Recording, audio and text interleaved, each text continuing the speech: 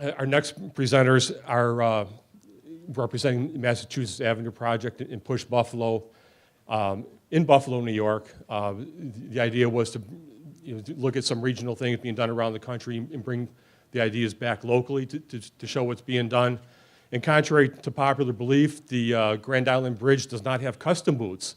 So it's very easy to go and see what they're doing in Buffalo. And I worked for City Hall for 32 years, and I was in City Hall in various positions when both organizations were started. And the elected officials are very threatened when community groups spring up. Very, very threatened. Who are these people? Who are these community people trying to tell us what to do with federal money, which requires citizen participation, by the way? And they basically took back their neighborhoods.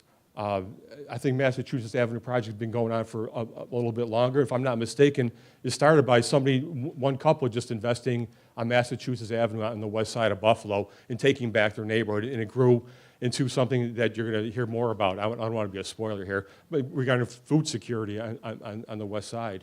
And Push Buffalo, the same thing. People were very threatened by them. They didn't know whether they were friend or foe. And at first, people in City Hall thought they were enemies. Imagine a group of citizens, diverse citizens, rising up to try and save their neighborhoods, being seen as the enemy. But after their successes, there isn't an elected official around that won't be there at a ribbon cutting. And success breeds more success. And I'll stop there because I want to leave more time for the presenters. They have some very, very interesting things to talk about. So I guess Diane's going to start.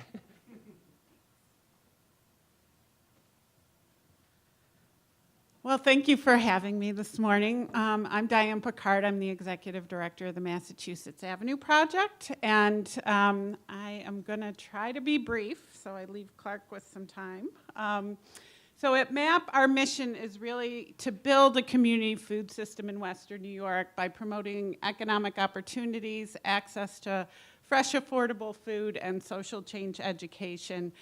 And for those of you that might not be familiar with the term food system, basically it's a soil-to-soil system. So where your food comes from, where it starts, the production and farming, how it goes through processing, distribution, you eat it, and then the food waste goes somewhere. And so in that system, there are obviously environmental, political, economic, and social factors that contribute. So just as a region here in Buffalo, as many of you probably know, Buffalo is still one of the poorest cities in the country, and Niagara Falls is probably right next to it. And our average per capita income here in the region is $24,000, a little over that, which is lower than the national average. And people's financial status directly impacts their ability to access food, to have fresh food to feed their families. About 3/4 of the adult population in our region do not eat enough fruits and vegetables. And our overweight rate is 3 times the national average and twice the state average. So all the diet-related diseases, we are off the charts in this region. Also, youth employment. That is a real concern. It's one of the reasons we started our Growing Green program. Our adult unemployment rate is high enough, but youth unemployment for African American males is almost 50% in this region. And Buffalo, like Detroit, like Niagara Falls, we have a lot of vacant land. We have over 1,100 acres of vacant land. I see that as an opportunity. And on the west side, where we're located in Buffalo, we have a huge population of immigrant and refugee folks coming in.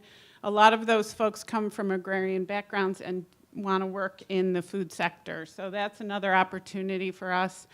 And then the last is that I think a lot of us have just lost our connection to how food is grown, prepared, and preserved. And there's a lot of economic opportunity in the ag sector for that. Again, this is just a map of food access. And about 12% of households in Buffalo live farther than average walking distance, and average walking distance is 4.6 miles. I don't know anyone who's going to walk that far to get their groceries, but and don't have access to a car. So it is a real issue. There are documented food deserts. We've worked for 11 years with the University of Buffalo Food Systems Lab. Dr. Samina Raja has done amazing research in our area about food access and food hardship. You can see that both in Niagara Falls and in Buffalo, 34% or more of the population receives food assistance. And this is why we do our work. These are just some of the folks we serve who come from our neighborhood. This young man, Serge, his family is originally from Rwanda. They moved here about 5 years ago. Like Serge, like most of the kids that we employ, his paycheck isn't for, sneakers and things like that. It goes right into the hands of his mother to help to pay for, the light bill and rent and things like that. The gentleman over there is Dominic. He has since passed away, sadly, but he's like a lot of seniors in our neighborhood. He doesn't drive anymore. He used to have a small garden, but for him to access good food, he had to walk a long way. And then Kimmy and her daughter there, same situation. I mean, she's working 2 jobs, and for her to get access to good food is a real struggle when in our neighborhood, the last grocery store had closed down in 2002, and lots of fast food and things like that. So, and poverty, again, is not just an urban issue. We often talk about it as an urban issue, but in thinking about our agricultural sector and our rural communities, a lot of our rural communities were built around agriculture. And since our agricultural base is now declining, a lot of those communities are declining as well. In this region, nearly half our farmers have to have a second job to survive. So their farming is a secondary occupation, and farmers have a lot of challenges. The other thing to think about is more than half of our farmers are 55, older than 55. So, if we think about 20 years down the line, who's going to be growing our food? And there's lots of opportunities there to grow that sector. So our program, Growing Green, started in 2003. MAP's been around since 1992, but we started our program in response to 3 direct neighborhood needs we were seeing. One is high rates of youth unemployment. There's tons of teenagers in our neighborhood, nothing for them to do. They all wanted jobs, no jobs for them. Lots of vacant land. And then the third thing was food insecurity. And like I said, in 2002, the last grocery store in our neighborhood had closed down. So we started with 1 lot in 2003, and now we're farming on almost 2 acres of land in the city. We have an urban farm. We grow, last year I think we did 112 different varieties of fruits, vegetables, and herbs. And we employ young people to work. So each year we employ about 40 to 50 teenagers, age 14 to 20. They work here at the farm. They learn all about sustainable growing methods, and they help grow our food. We also have aquaponics greenhouses at the farm. We grow tilapia. So they learn about this method of growing, which is a very intensive way of growing a lot of food in a small space. So in an urban environment where you might not have acres and acres of land like in rural communities, you can grow a lot of food in greenhouses. So the food that's grown is distributed in the neighborhood through a farm stand and mobile market program. Our youth are trained to run those market sites. So they learn customer service skills, they learn how to handle money, and they take real pride in taking the food that they've grown and selling it to people in their community. We're able to take food stamps and WIC benefits, and we also source from 4 other local farms in our area and creating new markets for those farms, bringing that food into neighborhoods that don't have easy access to grocery stores. Last year we had 6 mobile market sites, mostly on the east side of Buffalo, which is lots of food desert neighborhoods over there. We also work to create partnerships with local farms. This is Daniel Oles. We've had a partnership with their farm for about 8 years. He supplies food for our mobile market. And he also runs a CSA, which is a subscription share of produce that you can purchase. You get a delivery every week. Our site is a urban distribution site for his farm. So he brings us the shares once a week, and then people from around the city come and get their shares from our site. And we're hoping to increase that with some of the other local CSA farmers. We do a lot of community education and training, and our youth are involved in that as well, and are able to charge for some of that training, so the youth see that as something that can bring more revenue in. We also think it's really important to teach entrepreneurial skills to our kids and just give them a flavor of what it's like to run their own business. So they develop value-added food products. They have a chili starter, a salsa, and a salad dressing. We're selling those in about 8 Wegmans stores right now, the Lexington Co-op, places like that. And then they do a lot of direct sales themselves at farmers markets and through our mobile market. And they really learn all the steps in running their own business.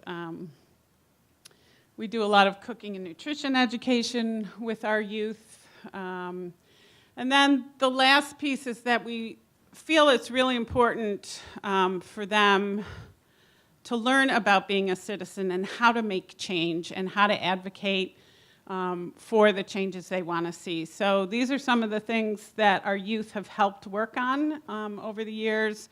We got chickens legalized in Buffalo a while ago.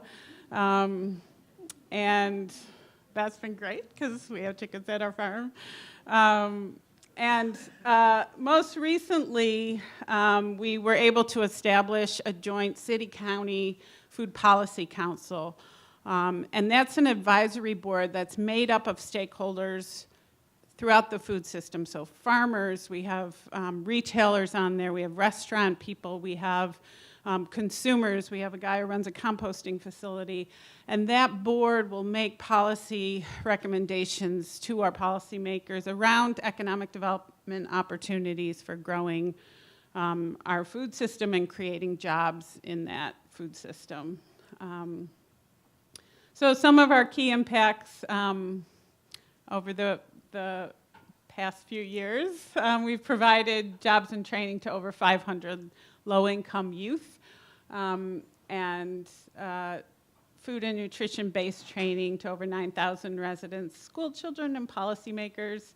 Since 2007, we've increased healthy food access to over 5,000 households through sales and donations of over 75,000 pounds of affordable local organic produce. One of the things we're most proud of is since 2008, 95% of the kids who spent a year in our program have graduated from high school and gone on to college. And in a city where the graduation rate is 50%, we're pretty proud of that. We provide youth with a lot of supports. And I think the training we do with them in terms of organizing and thinking about what they want for their community, what they want for themselves, really builds a confidence in them, and they tend to do better at school and then go on to college. And we've had several kids who have gone into the food industry as well and have been very successful. And then, again, with partners, we've helped establish a food policy council. We're also going to have urban ag zoning in the city of Buffalo shortly. It hasn't been finally approved, but in the Green Code plan, we will have zoning for urban agriculture, community gardens, and being able to market our produce from those green spaces. So in our community, what's next for MAP? So we are trying to build a community food training and resource center at our farm to do all the things that we're doing and to kind of expand the workforce development training we can do with youth, and to provide more training and resources to the community around agriculture, to provide linkages for people, new Americans. A lot of them want to find connections to agriculture to be able to farm, but right now there's no easy way for them to do that. So really trying to create those linkages with our farming community. And it will have nice new training space that will allow us to do a lot more training from kind of a classroom setting right to a farm setting. It will have a community kitchen that will be licensed commercial. We're hoping that some of our food trucks and entrepreneurs, caterers and things like that will be able to use the kitchen. And we are planning to be sort of a micro food hub. So one of our long-term goals is to really be able to expand the amount of local produce that we're able to source from local farmers, and to get that food into markets, into the city. So we'll have a lot more food storage capacity in this building that will allow us to do that. And our ultimate goal is really food justice and sovereignty, and a system that is inclusive and creates good living wage jobs for people in the ag sector. There's a huge opportunity in our agricultural sector, I think, for building those kinds of jobs and providing training for people to go into kind of the food system sector jobs. I think one of the biggest challenges is access to land, and for young farmers and others who want to get into farming, I think that's probably the main barrier right now, but we're hoping with partners to work on that as well. These are just a few of resources that talk more about some of the policy work and the work that we've done so far. So if you're interested in those, and then I'm going to stop because I only had 20 minutes and I don't want to take Clarke's time. So thank you.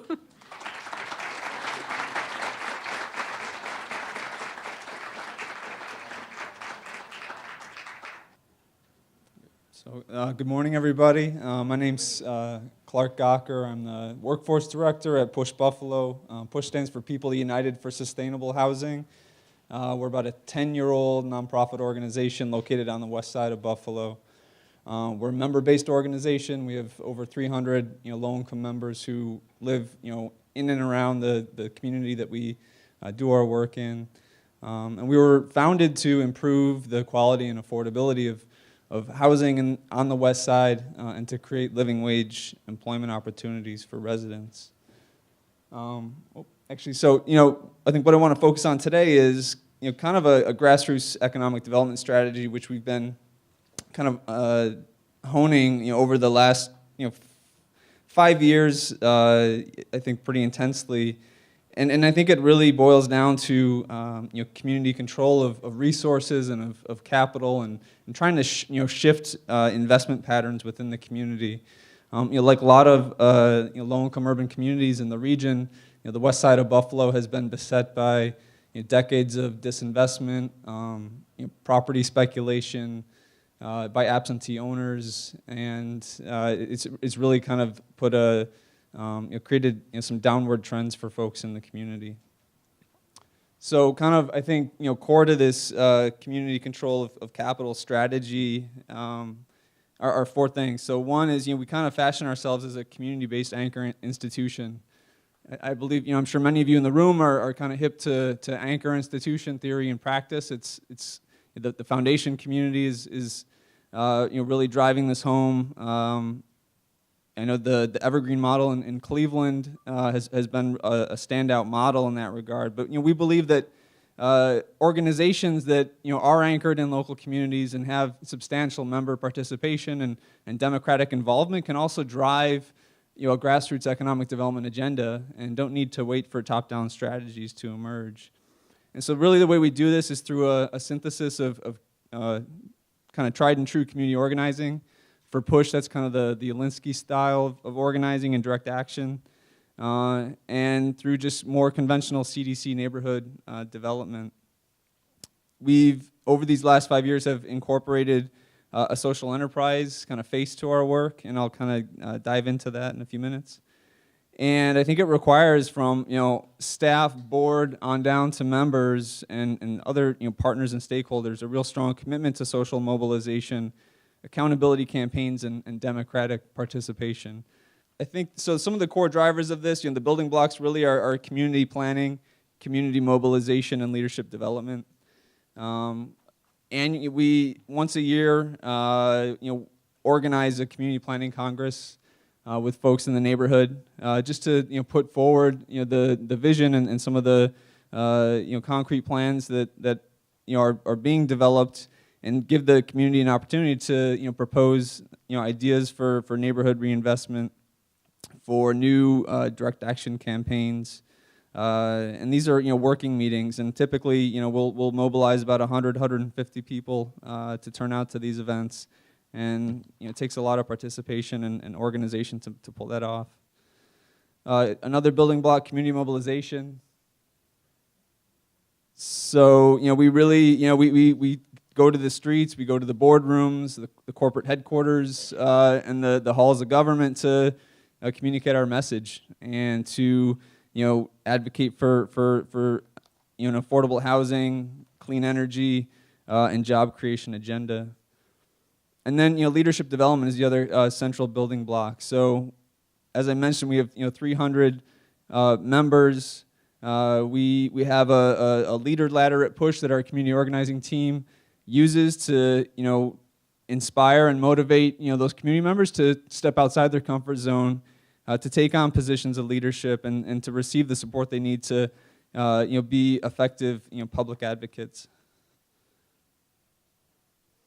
Our strategy is kind of multifaceted, so it's a good chunk of it is place-based, and the work that we do on the west side, we share a neighborhood with Diane's organization, I think, which is great. I think it does really capture a lot of momentum around sustainability. So some of the core drivers of our work on the west side are affordable housing development and vacant land reclamation, restoration, and reuse.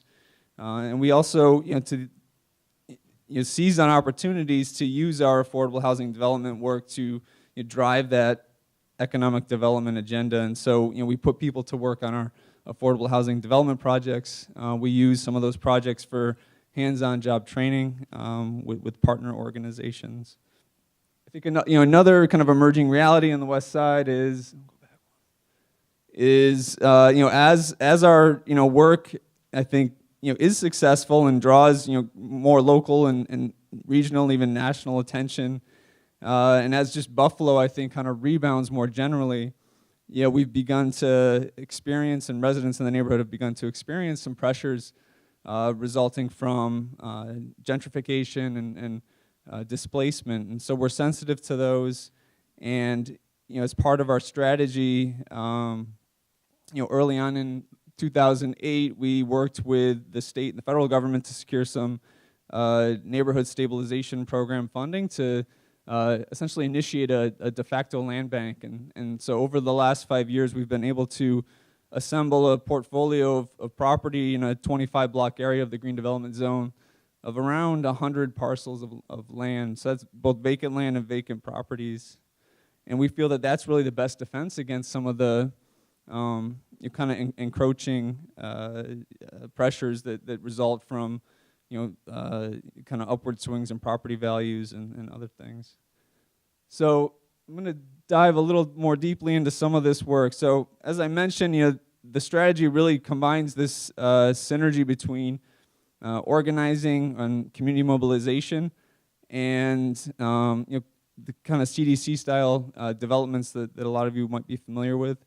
So the organization, I think, really established its reputation on its first campaign, which back in 2005, 2006, went directly after Governor Pataki. He, at the time, had created a property holding corporation that was taking essentially liability off the city of Buffalo's hands in the form of in-rem tax foreclosed properties, bundling those into a portfolio, securitizing them, and turning around to Wall Street investors and saying, hey, invest in these these great properties in the city of Buffalo. And it turned out that many of these properties, or most of them, were uninhabitable, were vacant, were blighting our communities, and to the extent the city of Buffalo handed over control of those properties to this holding corporation that was controlled or at least initiated by the Pataki administration, we felt we lost a lot of community control over some vital resources in our neighborhood. So we took to the streets. We hung a lot of sheets of OSB with Governor Pataki's face stenciled on the front, and plastered all those vacant houses and said, Governor Pataki, do the right thing, dissolve this holding corporation, return local control of those properties to the city of Buffalo, and then, hey, city of Buffalo, do the right thing and reinvest some money, maybe federal community development block grant money or other funds, into a sensible, rational rehabilitation and kind of strategic demolition plan. So that campaign we won, and I think it really established our reputation and helped to drive our subsequent kind of deep dive into the affordable housing development world.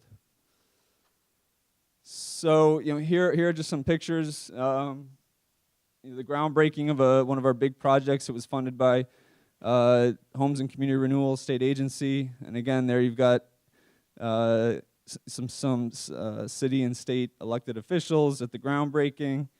This next picture gives you an idea of what properties on the west side look like. So some before and afters. So this was an 11-unit affordable housing project.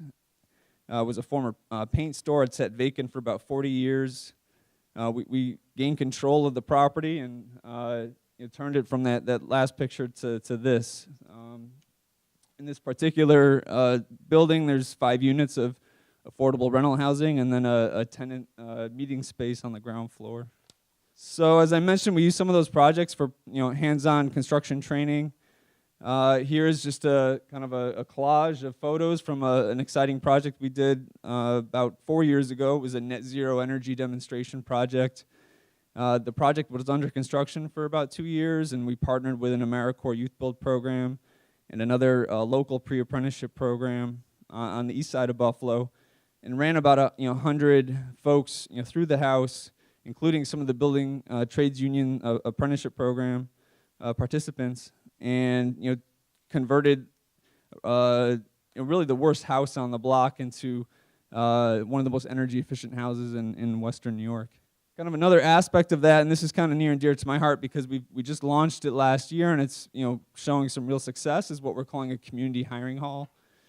And we see that as kind of a hybrid between a union hiring hall model, which I think provides living wage dignified work to members, union members, and a temp agency model, which I think many of us would probably admit is a low road employment model. So we're trying to create something in the middle that restores some level of community control to an employment institution, and I think is able to access employment opportunities out in non-unionized sectors of the construction industry, which are pretty plentiful in Western New York.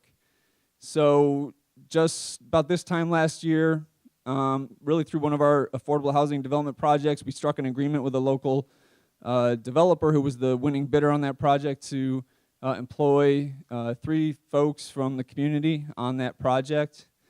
That project kind of got off to a slow start, and so the developer contractor, asked if he could move, those 3 people onto another project he was developing at the time, and that turned out to be a 500,000 square foot old factory renovation on Seneca Street, just outside downtown Buffalo.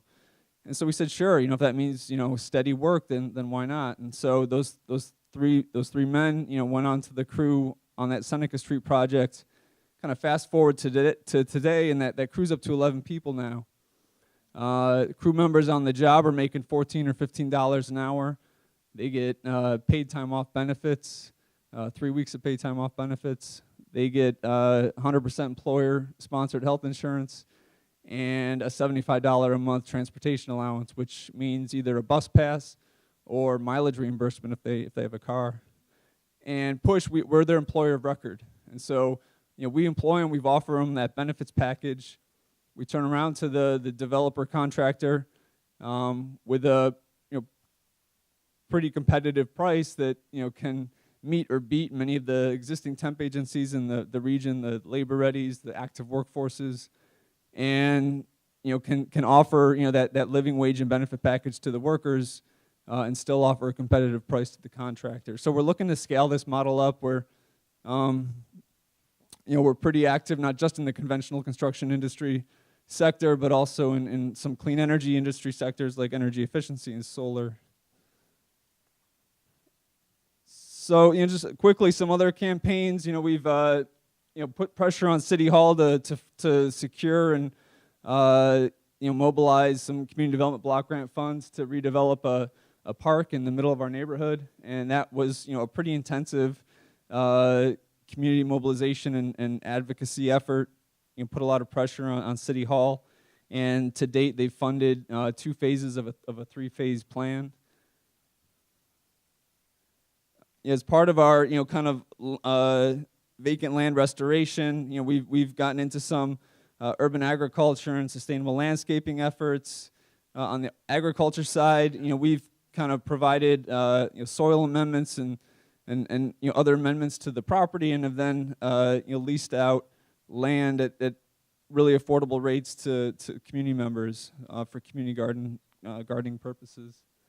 So it's kind of a before and after picture there. I think there's like 25 garden beds on this one lot on 14th Street on the west side. Another sector we've been active in is green infrastructure. Buffalo is under a consent decree with the federal government to remediate its combined sewer system. We're trying to pilot and demonstrate successful interventions on the west side that we think the city could adopt as part of a comprehensive green infrastructure plan. So some of the things you see here are a rain garden installation, a permeable paver parking pad next to one of our rental properties, and our green infrastructure team. We call it Push Blue. And I think recent news, I think as of yesterday, we found out we had bid on a project that the city had just put out a solicitation for to do a 250 lot kind of citywide demonstration project, and I think we were the winning bidder. So this is going to become a real contract opportunity for us. And then as I mentioned, clean energy has been the other big sector for us. And again, the genesis of that ran through the direct action campaigns. A few years ago, we ran a campaign against National Fuel. We through some research had discovered that they controlled millions of dollars of ratepayer surcharge funds, and were given the authority by the Public Service Commission to use that money to run an energy conservation program. The program that they were running was really benefiting more affluent households in the region through furnace and appliance rebates, and not really benefiting low-income ratepayers. And that was problematic because low-income ratepayers were actually paying more into that fund because the surcharge rates were based on energy consumption. And in most of our low-income urban neighborhoods in Buffalo, housing stock and heating systems are such that heating costs in the winter, monthly heating costs can sometimes top $1,000 a month. So we fought that campaign. We took it to the Public Service Commission, And we were successful there too at getting a statewide reallocation of kind of utility-controlled ratepayer surcharge money. I think $20 million of which was reallocated to NYSERDA as part of their Empower New York program. Other things, it's some other policy advocacy. Green Jobs, Green New York in 2009 was a policy victory that we won with some other statewide stakeholders, and that created an energy efficiency retrofit program funded by a $112 million allocation of regional greenhouse gas money that was really set up to meet the needs of not just really low but more moderate income communities who historically have been kind of a donut hole of NYSERDA's energy efficiency home performance program. And with those funds, we've been able to put together a team, we call them Push Green, and I think their central role is to go into the marketplace and to kind of act as an intermediary between customers and profit-driven contractors and businesses, and to be an advocate for the customer to ensure they get the service they need, they get the benefits that are possible through energy efficiency. And we've been able to leverage some of those relationships with contractors, because we do provide customer referrals to them, to secure some formal commitments to local and targeted hiring and living wage provision. So that's been pretty cool. And to date, we've in the energy efficiency sector, we've created about 20 jobs over the past 3 years. And I'll just kind of wind up here, a couple more slides. So as part of that too, we've seen some limitations of relying on partnerships with private businesses who maybe don't share our core values. And so one thing we've been doing is over the past 2 years has been organizing local residents who have sensed some potential in creating business ownership opportunities in this sector, giving them some of the tools and capacity support to begin planning for a weatherization worker cooperative. So quickly, this is my last slide. So lessons learned. Obviously the rules of business apply to social entrepreneurship. Mission orientation can increase quality of work and dedication of workers. And I think for me that point's really driven home with that hiring hall model. So again, those 11 or 12 workers that we have on this job site outside the neighborhood, I'd say any given day, and I'm there a couple days a week, either picking up timesheets or dropping off paychecks. Our crew are decked out in push swag. They got sweatpants on, hoodies on. I mean, they're wearing that stuff with pride, and they're intermingled with 30, 40 other trades people on that job site, and they really carry the mission into the labor that they do. Social mobilization and strategic campaigns can generate the capital needed for startup and kind of program continuation. We're trying to focus on those triple bottom line benefits. We can never meet enough jobs to meet the needs of the community, but but I think in the long term, we want to be strategic and I think work within these sectors and kind of build out from there. And I think just the fundamental point is, I think poverty is kind of by definition, a condition which persists in a kind of a market capitalist system.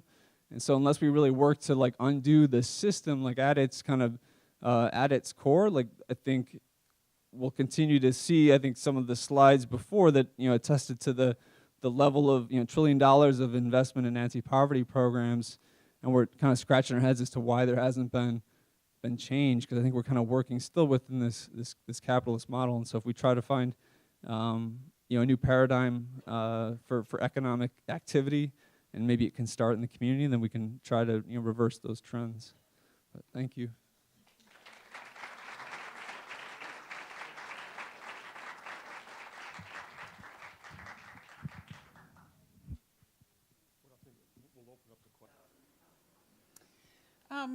Well, our tracking of that has been sporadic just because we've changed some of our market sites.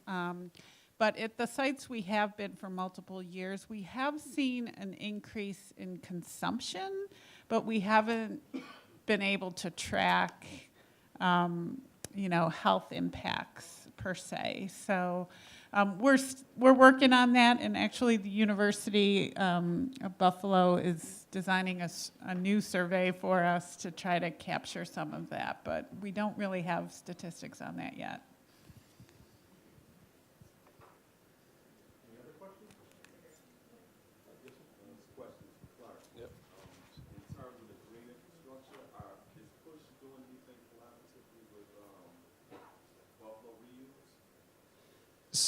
As I understand, Buffalo Reuse, so that's another nonprofit that was founded right around the time Push was, but they've gone through quite a bit of transition, and I'm not, to be honest with you, I can't attest to the current state of operations. I know they've had a lot of change of leadership, and they're kind of, just organizational model changed, so I'll have to punt on that question, I guess. Any other questions?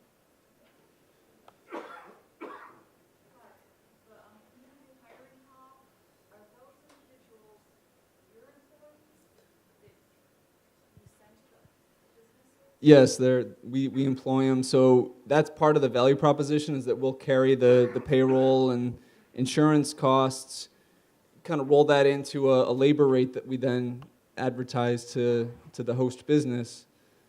And like I said, those rates are pretty competitive with those kind of incumbent temporary agencies that supply construction labor. And I think the main difference for us as being a mission-driven organization is, obviously we need to cover our costs, but we're not looking to profit off of the labor of those workers, whereas, a for-profit temp agency would be looking to increase their margins on that. Diane, I know that you mentioned at the end of your presentation one of the biggest barriers in getting started and maintaining was land procurement. I believe it's a similar issue in Niagara Falls when we see the land, we pass it every day, but how do we start to get people behind it so that we can start to actually make use of it in a formidable way? Yeah, well, there's, I think, two separate issues. In the urban setting, I think it was you, Gary, who said, there's the strategy of asking for permission, and then there's the strategy of asking for forgiveness after you've done something. When MAP started, we just got some land, we leased it with the city. They didn't really know what we were doing with it. But we slowly built it, and we built so much community support around it that now the city, right now we own all our land because over, the 11 years, 12 years we've been farming, we've been slowly buying that land. But it is, I think, challenging. I think some of the other urban farms that have started on the east side of Buffalo have hit some roadblocks, and the Wilson Street Farm, which is probably one of the largest ones on the east side, they tried to buy their tract of land, and the city wouldn't let them, and ended up leasing the land to them. But now I think they've proved that they can do it successfully and incorporate neighbors. And so I think, and I don't know what the zoning is here in Niagara Falls or any of that. I think you have to have kind of a long-range vision for it and really take baby steps. So if there is opportunity to lease land, but then work towards being able to, change your zoning so all the stuff you want to do is permitted, and to be able to finally purchase that land. I think it has taken a long, long time for the city of Buffalo to kind of recognize urban agriculture as a benefit and not as some weird thing that they didn't really know what it was. And there's still a lot of work to do. I think on the rural end of things, I just think that issue of accessing land is huge. If you're not born into a farming family, actually getting, and it's mostly the finances together, and to be able to purchase land it's very, very challenging. So But I know there's a lot of conversations and development around helping young farmers and new farmers be able to get into farming and access land. It's just, again, it's a long process, so.